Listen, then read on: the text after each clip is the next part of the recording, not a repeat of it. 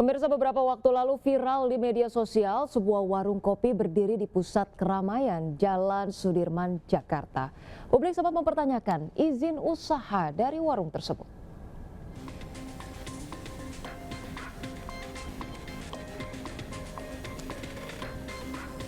Pemirsa, Gubernur Jakarta Pramono Anung menyatakan telah mengirimkan surat teguran kepada warung kopi yang berada di kawasan Bundaran HI Jenderal Sudirman, Jakarta Pusat. Namun teguran yang diberikan bukan berkaitan dengan tempat ataupun izin tempat usaha, melainkan hanya menyasar penggunaan trotoar oleh warkop untuk menempatkan kursi dan meja mereka. Gubernur menegaskan tidak pernah mengizinkan penggunaan trotoar sebagai tempat usaha. Pemilik warkop menyatakan telah memiliki izin resmi mendirikan usaha di lokasi yang saat ini ditempati.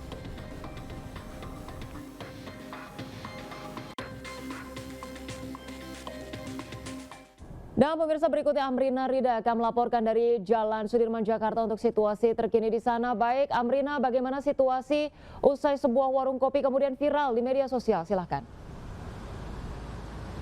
Iya, Rosalin dan juga pemirsa, kalau berdasarkan pantauan kami di titik tempat usaha tersebut berdiri, ini nampaknya sekarang memang sudah tidak terlihat lagi adanya meja ataupun juga kursi yang sebelumnya mengular hingga ke area trotoar. Nah, Rosalin, ini kami bisa langsung berbincang dengan salah satu bagian dari tim monitoring dari Satpol PP di Jakarta Pusat. Halo, selamat siang Pak Jufri. Kak, mungkin bisa dijelaskan sedikit bagaimana pada akhirnya pihak Satpol PP ini monitoring adanya tempat usaha yang kemarin sempat ramai di media sosial tersebut, Pak. Ya, makasih ya Mbak ya. Ya, selama ini memang kita terima laporan ini terkait di media sosial ya, keberadaan pedagang kopi yang memakai fasilitas umum seperti trotoar. Dia peruntukannya memang dagangnya ini udah ada izin dari UMKM, tapi sarananya meja, kursi itu dia memakai trotoar. Yang di situ sudah diatur dalam Perda 8 tahun 2007 tidak boleh menggunakan fasilitas umum seperti trotoar, JPO maupun jalan. Ya. Pak, lalu izin bagaimana pada akhirnya monitoring yang dilakukan oleh pihak Satpol PP, Pak? Mungkin bisa disebutkan sedikit, Pak. Ya, jadi keberadaan WRC ini, kita ini memonitoring kegiatan daripada pedagang kaki lima maupun pelaku usaha yang menggunakan fasilitas umum seperti trotoar, kita tegur. Dan kita ingatkan bahwa trotoar itu fungsinya bukan untuk berdagang, tapi untuk pejalan kaki. Nah, seperti yang warung ini, dia itu menaruh meja sama kursi di trotoar.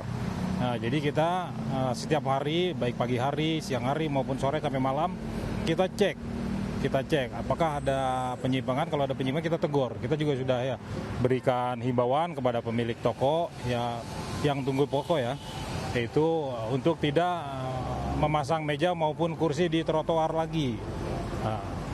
Terima kasih Pak Saifuddin Juhri atas waktunya. Selamat melanjutkan aktivitas kembali ya Pak ya. Nah, Rosalin dan juga pemirsa, ini kita akan perlihatkan sedikit begitu ya situasi di area depan warkopnya. Ini adalah di area Jalan Jenderal Sudirman, dan kalau kita lihat memang di area luarnya sudah tidak ada terlihat lagi meja ataupun juga kursi, karena seperti yang tadi sudah disampaikan oleh pihak Satpol PP bahwa semenjak ada cukup ramai di media sosial, dari pihak Satpol PP sudah melakukan monitoring dan juga sudah menegur adanya meja dan kursi yang sempat mengular ke area ini. Dan kalau berkaitan dengan izin, memang sudah disebutkan dari pihak Gubernur Jakarta dan juga dari pihak Satpol PP bahwa untuk warkop yang berdiri sekarang ini memiliki izin usaha di area taman yang ada di sekitar Bundaran HI ataupun juga di seberang halte Tosari ini. Tentunya ini menjadi pengingat juga, Rosalin, bagi para pelaku usaha untuk melakukan aktivitas usaha sesuai dengan peraturan yang ada tanpa pada akhirnya bisa mengganggu kenyamanan dari masyarakat, terutama pejalan kaki di area trotoar yang seharusnya memang diperuntukkan bagi para pejalan kaki. Sementara demikian, kembali ke Anda, Rosa. Baik, terima kasih atas laporannya. Amrina Rida melaporkan langsung dari Bundaran HI. Selamat bertugas kembali. Pemirsa, informasi selanjutnya, John Herman resmi menjadi pelatih baru Timnas Indonesia. Digaji sekitar 670 juta per bulan, Herman kini memiliki tugas berat, yaitu mencetak prestasi skuad Garuda lebih gemilang.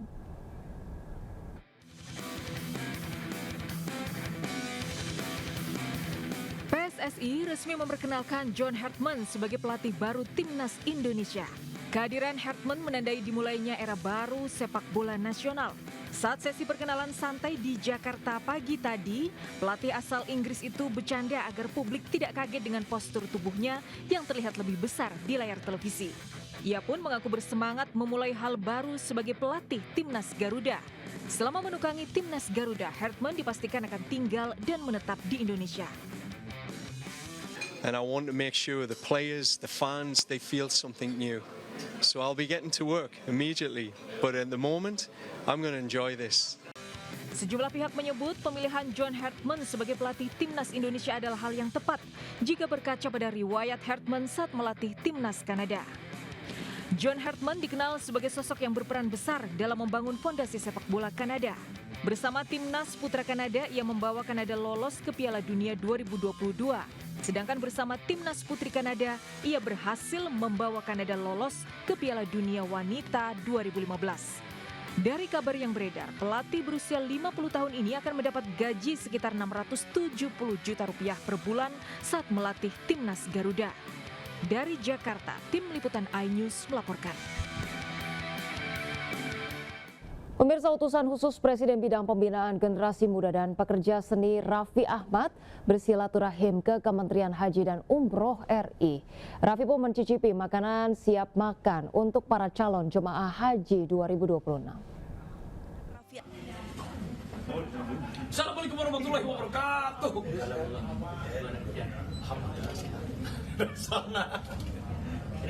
Aku ikut aja. Kementerian Haji dan Umroh menerima kedatangan Raffi Ahmad selaku staf utusan khusus Presiden bidang pembinaan generasi muda dan pekerja seni di kantornya. Dalam kunjungannya, Raffi disambut langsung oleh Menteri Haji dan Umroh Muhammad Irfan Yusuf atau biasa disapa Gus Irfan. Kedatangan Raffi sekaligus menjadi ajang pemberitahuan informasi tentang peningkatan layanan haji agar bisa disosialisasikan secara efektif kepada generasi muda. Kita ada 221.000.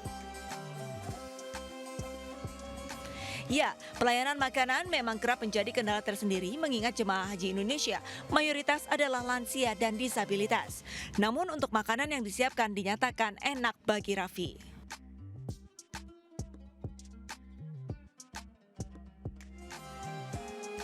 Selain makanan, salah satu poin yang dibahas juga mengenai keberhasilan Kementerian Haji dan Umroh menurunkan biaya haji sebesar 7 juta rupiah.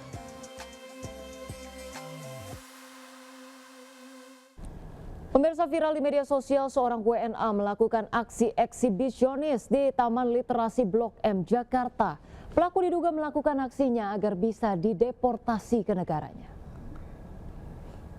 Tadi dia di sini nih, dari sini dia bawa tas, pakai topi. Iya itu tuh, orangnya itu tuh, orangnya itu Pak, orangnya itu Pak. Dia Aksi pelecehan seksual terhadap seorang wanita saat berkunjung ke Taman Literasi Blok M, Kebayoran Baru, Jakarta Selatan. Orang kayak gitu bahaya Pak, dia manggil-manggil tadi, ngesusut gitu. Petugas keamanan yang mendapat laporan dari korban langsung mengamankan pelaku.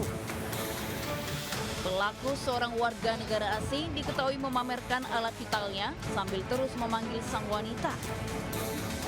Pelaku yang sempat diamankan sayangnya harus dilepaskan karena korban enggan menjalani proses laporan ke pihak kepolisian.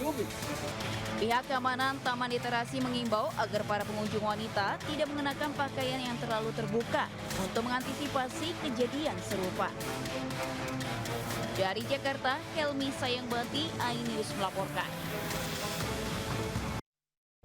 Pemirsa, seorang pria ditangkap di Lebak, Banten atas pengungkapan kasus kematian seorang wanita muda di kamar kosnya di Bekasi, Jawa Barat. Dari hasil penyelidikan diketahui pelaku merupakan suami siri korban.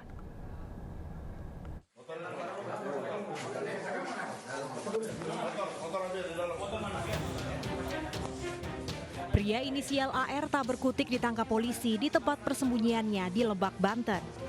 Diduga pria ini tega membunuh seorang wanita bernama Sylvia Marlina yang jasadnya ditemukan di kamar kos di wilayah Bekasi. AR diketahui merupakan suami siri korban. Dalam penangkapan, polisi menyita sejumlah barang bukti. Untuk pemeriksaan lebih lanjut, pelaku dan barang bukti dibawa ke Polda Metro Jaya.